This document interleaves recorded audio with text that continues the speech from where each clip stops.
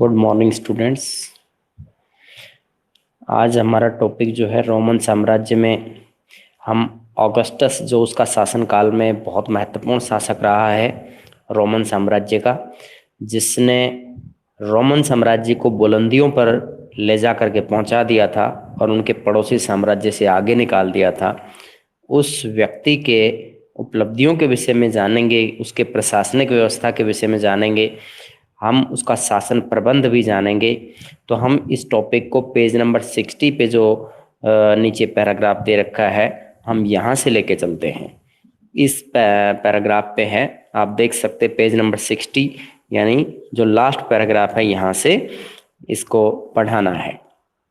देखिए, next to the emperor and the senate.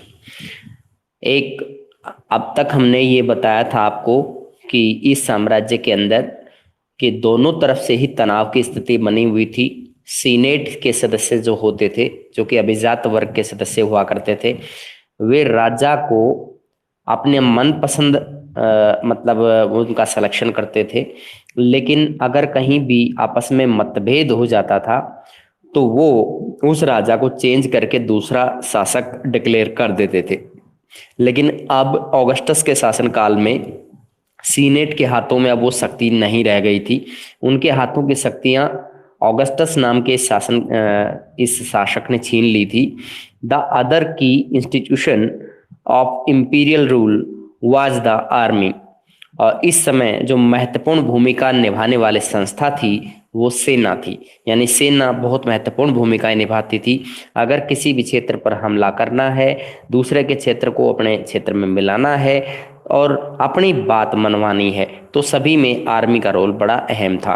Unlike the army of its rival in the Persian empire which was conscripted army. ईरानी साम्राज्य के अंदर इससे एक इसका अपोजिट सिस्टम होता था। वहां पर बलात् भर्ती वाली सेना देखने को मिलती थी। बलात् भर्ती वाली सेना का मतलब था लोग अपनी मर्जी से उस सेना में नहीं जाना चाहते थे, लेकिन जबरदस्ती गवर्नमेंट ने रूल ऐसे बना रखे थे कि हर परिवार से एक सदस्य को आर्मी ज्वाइन करनी ही पड़ती थी। जबकि रोमन साम्राज्य में ऐसा नहीं था। रोमन साम्राज्य में व्यावसायिक सेना होती थी। एक व्यवसाय के तौर पर जो सेना के जवान है वो भर्ती होते थे। Romans had a paid professional army where soldiers had to put in a minimum of 25 years of service. Roman साम्राज्य में व्यावसायिक सेना होती थी जिन्हें एक निश्चित भुगतान उनकी यानी वेतन जो है उनको मिलता रहता था और कम से कम 25 वर्ष की सेवा उन्हें करनी होती थी। Indeed, the existence of paid army was a distinctive feature of Roman Empire. और इस प्रकार एक पेड आर्मी का जो अस्तित्व है वो रोमन साम्राज्य के अंदर इसकी एक महत्वपूर्ण विशेषता थी। यानी यहाँ पर सैनिकों को जो वेतन मिलता था, सैनिकों का वेतन के रूप में जो उनको मेहनताना दिया जा रहा था, ये इसकी एक महत्वपूर्ण विशेषता थी जो किसी अन्य राज्य में नहीं थी। Army was the largest single organised body. उस समय सेना जो है सबसे बड़ी संस्था जो कि संगठित होती थी वो बनी हुई थी इन द एम्पायर, उस साम्राज्य में। यानी उन सैनिकों की संख्या बता रखी है यहाँ पे 6 लाख बाय 4th सेंचुरी, यानी 4वीं सदी तक इनकी संख्या लगभग 6 लाख थी। And it certainly had the power to determine the fate of emperors. यहाँ पे ये बताया गया है कि 6 लाख सैनिक जो हैं इस साम्राज्य के अंदर उस सेना से जुड़े हुए थे। It certainly had the power to determine the fate of emperors. और इतनी बड़ी सेना साम्राज्य का भाग्य तय करती थी, शासक का भाग्य तय करती थी कि उसका क्षेत्र और ज्यादा बढ़ना चाहिए या नहीं बढ़ना चाहिए, जीत होनी चाहिए, हार होनी चाहिए। ये सब निश्चित किस पे डिपेंड करता था? सैनिकों पे। Soldiers would constantly agitate for better wages and service conditions. उस समय के जो सैनिक थे वो नियमित रूप से क्या करते थे, अपने वेतन बढ़ोतरी के लिए और अपनी कार्य परिस्थितियों के लिए, सेवा सुरक्षा के लिए, सेवा की स्थितियों के लिए सुधार के लिए डिमांड कर रहे थे। These agitations often took the form of mutinies, कभी कभी सैनिक विद्रोह भी देखने को मिलते थे। If the soldiers felt let down by their general और इवन द एम्परर, कभी कभी ऐसा होता था कि जो सोल्जर्स होते थे वो अपने जनरल के नेतृत्व में, यानी अपने सेना का जो जनरल होता है उसके नेतृत्व में, या फिर सम्राट के नेतृत्व में, या सम्राट को कभी कभी ऐसा भी होता था वो सम्राट के खिलाफ भी हो जाते थे, कभी सम्राट के साथ में भी होते थे। Again our picture of the Roman army depends largely on the way they were portrayed by historians with senatorial sympathies। यहाँ ये बताया गया है कि दोबारा से कि एक तस्वीर साफ हो जाती है कि रोमन साम्राज्य के अंदर जो है बड़े व्यापक रूप से इतिहासकारों ने सीनेट के सदस्यों के प्रति अपनी सहानुभूति को प्रदर्शन करते हुए देखा गया। यानी बहुत से ऐसे इतिहासकार थे जो सीनेट को अब भी महत्वपूर्ण मानते थे, लेकिन ये चीज वापस उस दौर में कभी नहीं लौट सकती थी। The senate hated and feared the army, senate के सदस्य घृणा करते थे और सेना से डरते थे। Because it was a source of often unpredictable violence, क्योंकि ये अचानक से कभी भी हमला या नुकसान करने का स्रोत हो सकती थी, कभी भी ये किसी का भी नुकसान कर सकती थी। Especially in the tense condition of the 3rd century, विशेष तौर पर तीसरी सदी की कठिन परिस्थितियों के दौरान। When government was forced to tax more heavily, जब सरकार ने अधिक टैक्स की मांग लोगों पर बना के रखी, टू पे for its mounting military expenditures, अपने देश में सेना के खर्चों को निपटाने के लिए आम जनता पर भारी टैक्स की मार गवर्नमेंट के द्वारा लगाई गई। अब इसके बाद आगे बढ़ते हैं। To sum up the emperor, इसको निष्कर्ष रूप में ये कह सकते हैं, emperor, the aristocracy and the army were the 3 main players in the political history of empire. Roman साम्राज्य के राजनीतिक इतिहास में एरिस्टोक्रेसी, आर्मी और इसके अलावा और कौन है, एक एम्परर, ये 3 जो है प्रमुख रूप से खिलाड़ी रहे थे, जो राजनीतिक इतिहास के महत्वपूर्ण 3 खिलाड़ी थे। The success of individual emperors of depended on their control of the army, and when the armies were divided the result usually was civil war. यहाँ ये बताया गया है कि व्यक्तिगत जो स्तर पर क्या किया गया था, the success of individual emperors, यानी जो व्यक्तिगत स्तर पर कुछ शासकों की सफलता जो है वो किस पे डिपेंड करती थी, आर्मी पे। अगर किसी शासक ने दूसरे शासक पे हमला किया है, उस शासक को जीत लिया है, उसके शासन क्षेत्र को जीत लिया है, तो ये सब उसमें उसको क्या बेनिफिट होता था, उस दूसरे शासक को उसको एक बड़ा क्षेत्र मिल जाता था शासन करने के लिए। तो इस तरह की जो भी बात होती थी वो उसका पर्सनल मैटर था। And when the armies were divided, लेकिन जब सेना का बंटवारा हो गया तो सिविल वार जैसी स्थिति देखने को मिली। Except for no one notorious year, एक बार जब बहुत ही इसी तरह का खतरनाक वर्ष जो कि 69 ईस्वी पूर्व में माना जाता है, when 4 emperors mounted the throne in quick succession, कि 4 जो साम्राज्य के कुछ 4 सम्राटों को कुछ ही समय के दौरान इस राज सिंहासन पर बैठना पड़ा। The first 2 centuries were on the whole free from civil war, पहली 2 शताब्दियां इस तरह के सिविल वार से वंचित रही, यानी सिविल वार देखने को नहीं मिला। सिविल वार गृह युद्ध को कहते हैं बेटा, किसको कहते हैं, गृह युद्ध। गृह युद्ध एक ऐसा हालात होते हैं जिसमें ये नहीं पता चलता कि शासक कौन है और शासित कौन है, उनके बीच में जिसका भी मौका लगता है वही शासक बन बैठता है, उसे सिविल वार कहते हैं।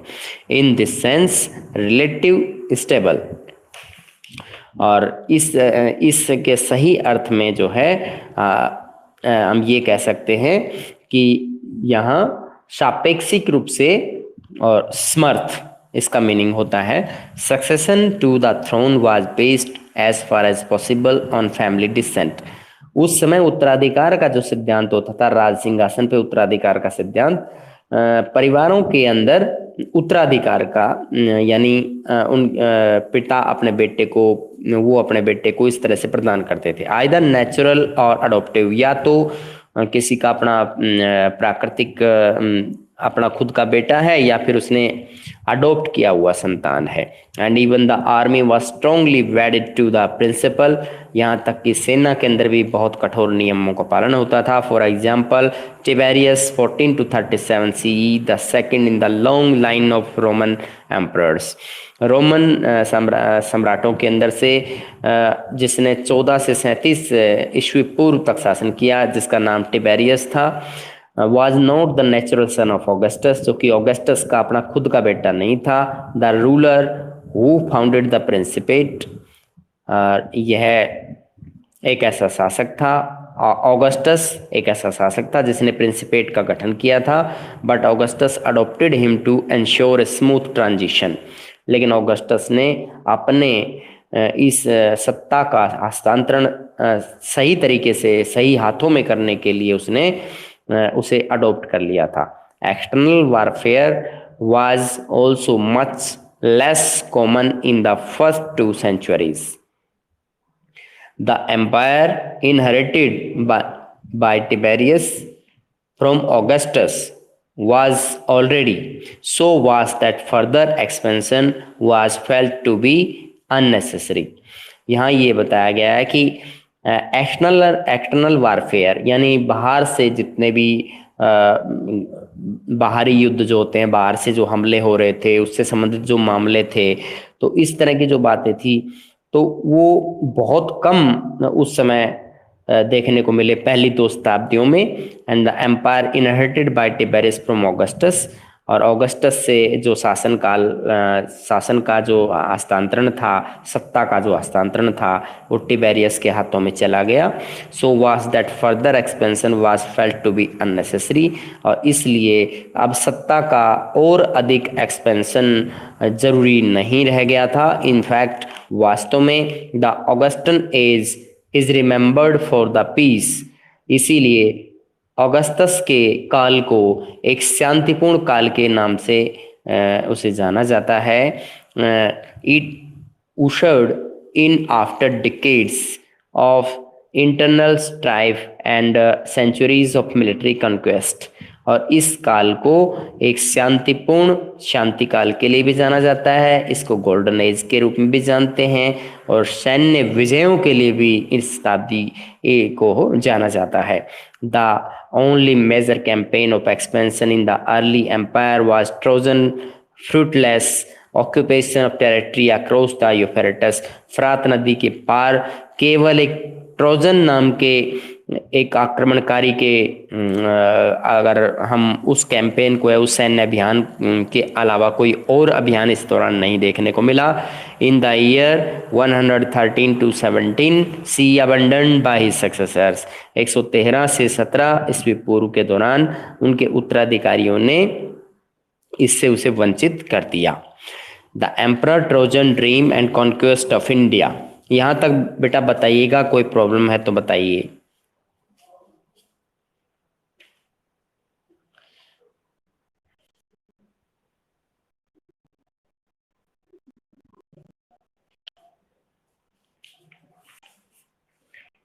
हाँ बेटा,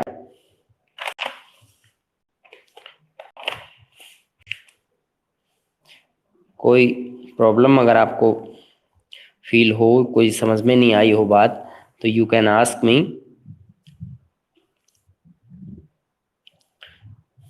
आगे देखिएगा। The emperor Trajan dream a conquest of India, then after a winter in Antioch marked by a great earthquake. यहाँ सर्दियों की बात है, एंटियोक के अंदर एक भूकंप आया। In 116 Trajan march down the Euphrates, to Ctesiphon, जो टेजीफोन बोला जाएगा, सी इस पे साइलेंट रहेगा। टेसीफोन उस जगह को कहते हैं जो बगदाद शहर आज के समय में इसको नाम से बुलाया जाता है। तो जो टेसीफोन के खंडहर आज के दिन मिलते हैं और उसके पास में बगदाद शहर बस गया है। तो यहाँ पे 116 में ट्रोजन ने सैन्य अभियान किया था। पार्थियन कैपिटल, जिसकी पार्थियन के अंदर उसकी राजधानी थी, and then it had to the Persian gulf and there the historian Cassius Dio describes him looking longingly at a merchant ship setting off for India, और वह भारत की तरफ जा रहे व्यापारिक जहाज़ों को बड़े ही लालायित नज़रों से देख रहा था। वो चाह रहा था कि भारत पर भी वो हमला करे और उसे जीते।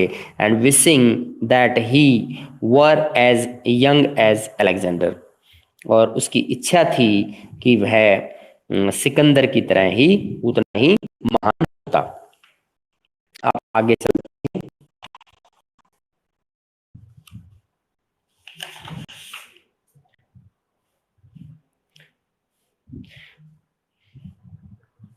Near East, from the perspective of someone who lived in the Roman Mediterranean, this referred to all the territory east of Mediterranean, chiefly the Roman province of Syria, Palestine, Mesopotamia, in looser sense the surrounding territories, for example Arabia। यहाँ पे निकट जो है निकटवर्ती पूर्व के विषय में बताया गया है। निकटवर्ती पूर्व क्या है? इसके अंदर रोमन साम्राज्य के जो लोग थे, जो भूमध्य सागरीय क्षेत्र के अंदर रह रहे थे, तो वो ये जो शब्द बोलते थे निकटवर्ती पूर्व, वो किसके लिए होता था? वह उन क्षेत्रों के लिए होता था जो भूमध्य सागर से पूर्व की दिशा की तरफ पड़ रहे थे, जैसे कि सीरिया, जैसे पैलेस्टाइन, मेसोपोटामिया। तो इन क्षेत्रों के लिए वो इस्तेमाल करते थे। And these were local kingdoms that were clients of Rome, and their rulers could be relied on to use their forces in support of Rome, and in return Rome allowed them to exist।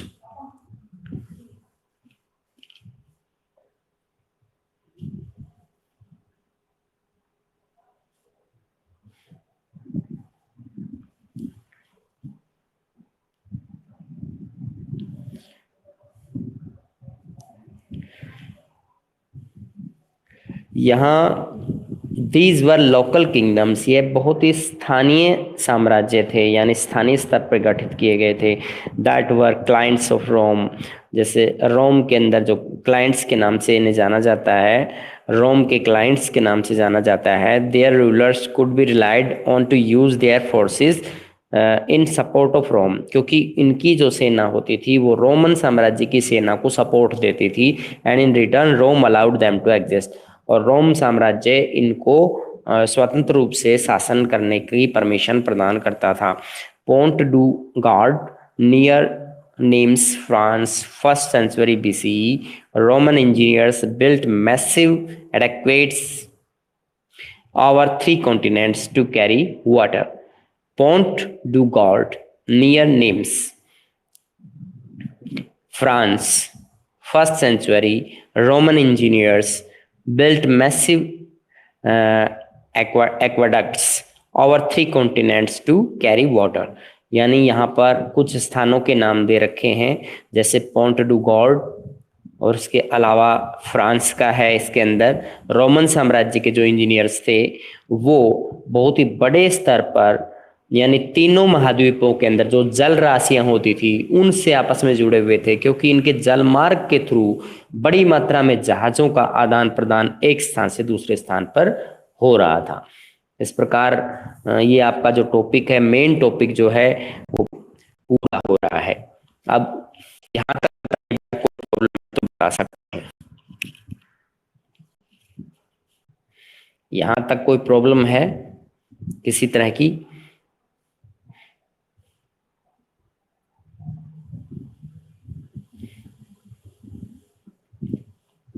नहीं है? It means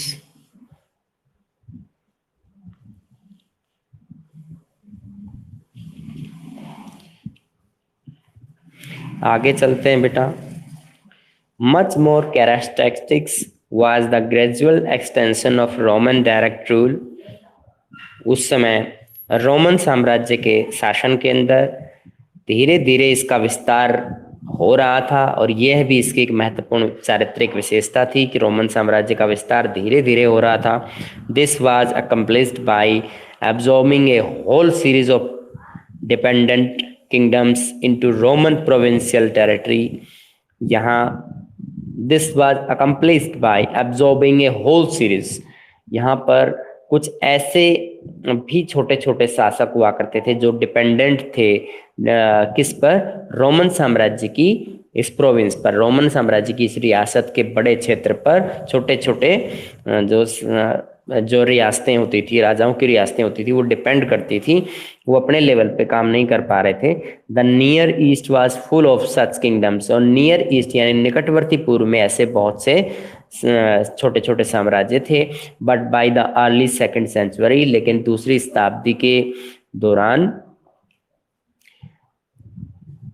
those who lay west of Euphrates,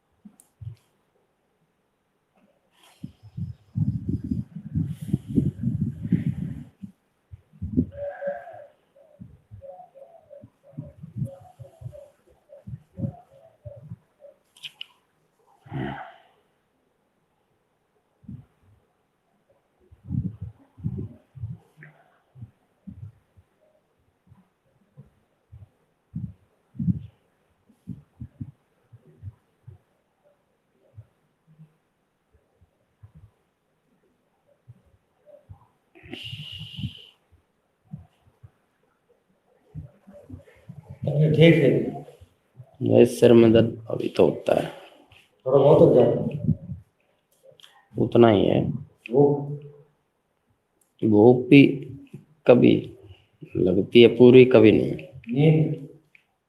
नींद तो आ गई थी. आ गई, करके check करो, अंदाज होता जब पड़े को. बुखार तो आता है कभी कभी. अब तो खाना खिलाओ. अब तो नहीं है, लेकिन कभी कभी आ जाता है. अब सिर में दर्द है ना, और खिलाओ. हाँ, सिर में दर्द, अब मैंने टेबलेट ले ली ना, सुबह था. वो दोनों लग गए.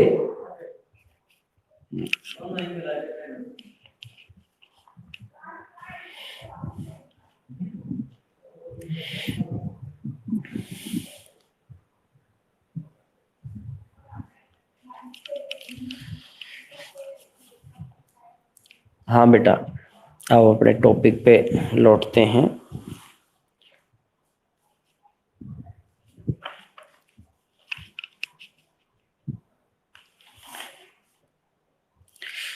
देखिए, हम यहाँ आपको बता रहे थे much more characteristics was the gradual extension of Roman direct rule.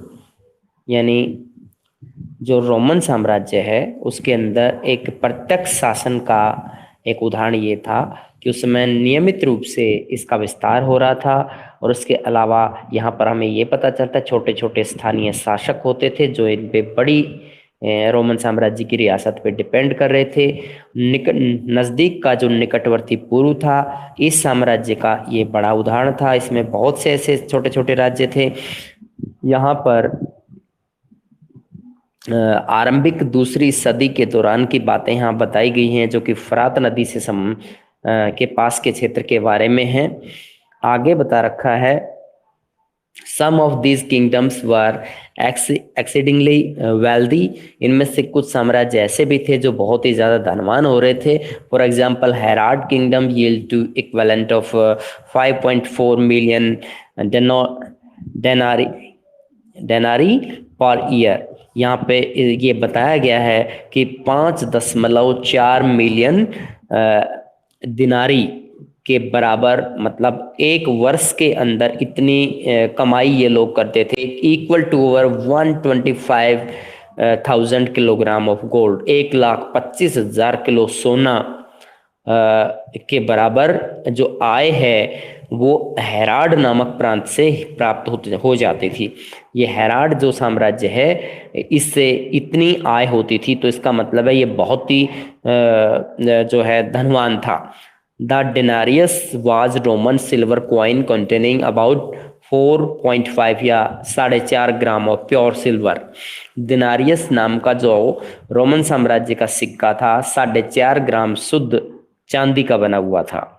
In fact except for Italy को छोड़ करके, which was not considered a province in these centuries, which was not considered a province in these centuries। इसके अंदर ये बताया गया है कि इस सदी के दौरान इटली को छोड़ करके all the territories of the empire were organised into provinces. तो और अन्य जो भी छोटी छोटी रियासतें थी वो इस तरह की रियासत से संगठित हो चुकी थी, एंड सब्जेक्ट टू टैक्सेशन, और वो टैक्स भी प्रदान करते थे। At its peak in the second century, दूसरी सदी के दौरान ये अपने चरम पर पहुंच गया था। Roman empire stretched from Scotland to the borders of the Armenia, और रोमन साम्राज्य जो है वो आर्मेनिया की सीमाओं तक स्कॉटलैंड के पास, यानी स्कॉटलैंड के पास आर्मेनिया की सीमाओं तक पहुंच गया था। And from the Sahara to Euphrates, और सहारा से फरात नदी की सीमाओं तक पहुंच गया। एंड समटाइम्स बियॉन्ड, और कभी कभी इसका विस्तार और भी ज्यादा आगे तक हो जाता था। Given that there was no government in the modern sense, और कभी कभी ऐसा भी होता था, given that there was no government in the modern sense, कि आधुनिक अगर अर्थ में देखा जाए तो उस समय ऐसी कोई सरकार का अस्तित्व नजर नहीं आता। To help them to run thing, यानी इतने बड़े साम्राज्य को वो चला पाए, इस तरह का उनके पास कोई वो नहीं था, कोई संस्था इतनी मजबूत नहीं थी। यू मे वेल आस्क, आप इसमें पूछ सकते हैं, how was it possible for the emperor to cope with the control and administration of the such vast and diverse set of territories, कि अलग अलग प्रकार की इस तरह के क्षेत्रों का और विस्तार पूर्वक क्षेत्रों का किस तरीके से रोमन साम्राज्य के सम्राट उसका नियंत्रण और उसका प्रशासन संभालते थे। With the population of some 60 million in mid second century, और जनसंख्या के लगभग 60 मिलियन लोग ऐसे थे जो मिड सेकेंड सेंचुरी के दौरान इतनी जनसंख्या वहां देखने को मिलती थी, 60 मिलियन लोग रहते थे। The answer lies in the urbanisation of the empire, और रोमन साम्राज्य के दौरान इस शहरीकरण की व्यवस्था के बारे में हमारा उत्तर स्पष्ट होता है, यानी उस समय शहरीकरण बढ़ रहा था। The great urban centres that line the shores of the Mediterraneans, ये Carthage, Alexandria, Antioch were the biggest among them. यहाँ पर कुछ महत्वपूर्ण शहरी केंद्रों का उल्लेख यहाँ किया गया है जिन्हें हम भूमध्य सागरीय केंद्र के नाम से जानते हैं, जो भूमध्य सागर के किनारे पर स्थित थे। जैसे कार्थेज है, अलेक्जेंड्रिया है, एंटियोक है, ये सब वहाँ पाए जाते थे। Were the true bedrock of the imperial system, जिससे इस शाही प्रशासन तंत्र को एक मजबूत आधार मिलता था। And was the through the cities that government was able to tax the provincial countrysides. इन सभी बड़े शहरों की बदौलत सरकार के लिए आसान हो जाता था कि जो रियासतों से या देहात के इलाकों से टैक्स कलेक्ट करना आसान हो जाता था। Which generated much of the wealth of the empire, क्योंकि साम्राज्य का एक बड़ा धन का बड़ा भाग यहाँ से मिल जाता था। What this mean it is that the local upper class actively collaborated with the Roman state in the administration their own territories। इसका मतलब यह था कि जो अपर क्लास थी यानी अभिजात वर्ग के जो लोग थे रोमन साम्राज्य के प्रशासन में और उनके क्षेत्रों में महत्वपूर्ण भूमिका निभा रहे थे। And raising taxes from the history is the dramatic shift in the power between Italy and provinces. यहां बताया गया है, इस टॉपिक को फिर से आप देखिए, raising taxes from them. In fact, one of the most interesting aspect of Roman political history in the dramatic shift in the power between Italy and provinces। यहाँ ये बताया गया है कि जो रोमन साम्राज्य है, रोमन साम्राज्य के राजनीतिक इतिहास में एक बहुत ही रुचिकर पहलू रहा है। इसमें एक बड़ा नाटकीय बदलाव रहा है कि इटली और उसकी जो रियासतें हैं वो मतलब उसमें सत्ता का स्थानांतरण देखने को मिल रहा था throughout the second and the third century. और ऐसा दूसरी और तीसरी सदी के दौरान चल रहा था। It was the province upper class who supplied most of the cadre that govern the provinces and commanded the armies. और ऐसा तब तक चलता रहा जब तक कि ऐसा तब तक चलता रहा जब तक कि इन रियासतों के अंदर और जो सेना के जो जवान थे या सेना के जो कमांडर्स थे वो इन्हें कमांड करते रहे, गवर्नमेंट इनको कमांड करती रही। They came to form a new elite of administrators. उन्होंने एक नए तरह का अभिजात का गठन किया and military commanders who became much more powerful. और मिलिट्री कमांडरों का गठन किया जो ज़्यादा शक्तिशाली थे देन द सेनेटोरियल क्लास। किसकी अपेक्षा? सीनेट के सदस्यों की अपेक्षा। Because they had the banking of the emperors, क्योंकि वे इस साम्राज्य की रीढ़ की हड्डी की तरह साबित हो रहे थे। As this new group emerge, जैसे ही नया यह समूह अस्तित्व में आया, the emperor Gallienus consolidated their rise to power by excluding senators from the military command.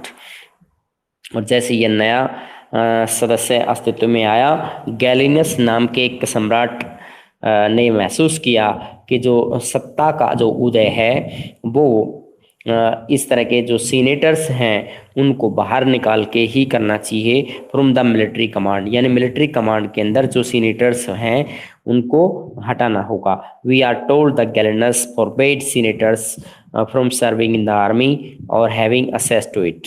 और उन्होंने गैलिनस ने ये अंदाज़ा लगाया कि जो सीनेटर्स हैं उन लोगों को आर्मी से और आर्मी तक पहुंच से दूर करना चाहिए in order to prevent control of the empire from the falling into their hands, क्योंकि उनके हाथ में जाते ही ये साम्राज्य जो है गिरावट के दौर की तरफ बढ़ने लगा। तो यहाँ तक आपको कोई प्रॉब्लम है, कोई टॉपिक में प्रॉब्लम आ रही है, यू कैन आस्क मी। आपको चांस दे रहे हैं, you are having 5 minutes, you can ask.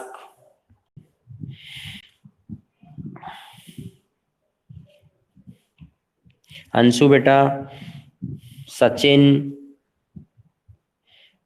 Jatin चिल्लर, प्रियंका, हर्ष, मधु।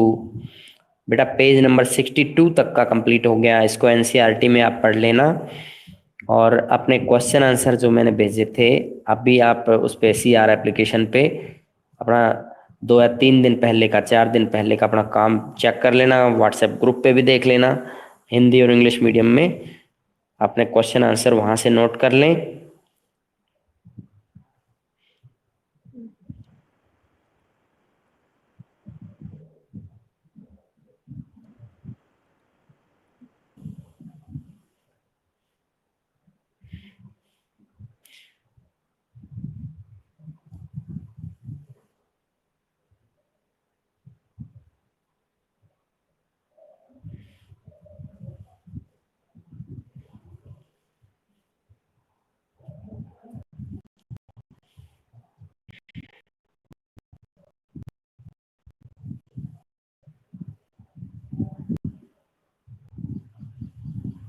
ठीक है बेटा, आप लीव कर सकते हैं आप।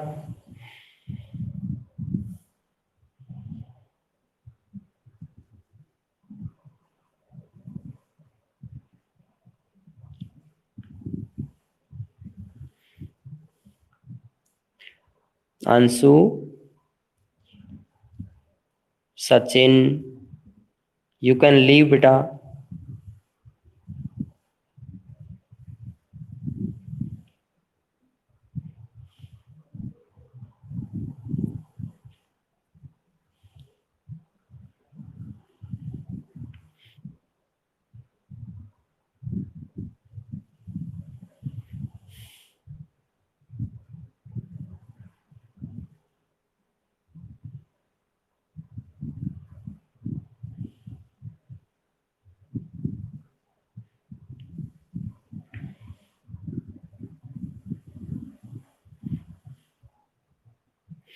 लीव कीजिए बेटा सचिन।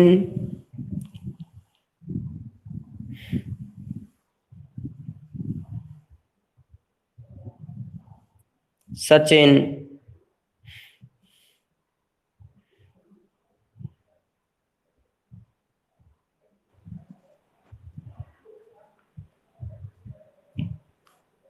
लीव करो बेटा।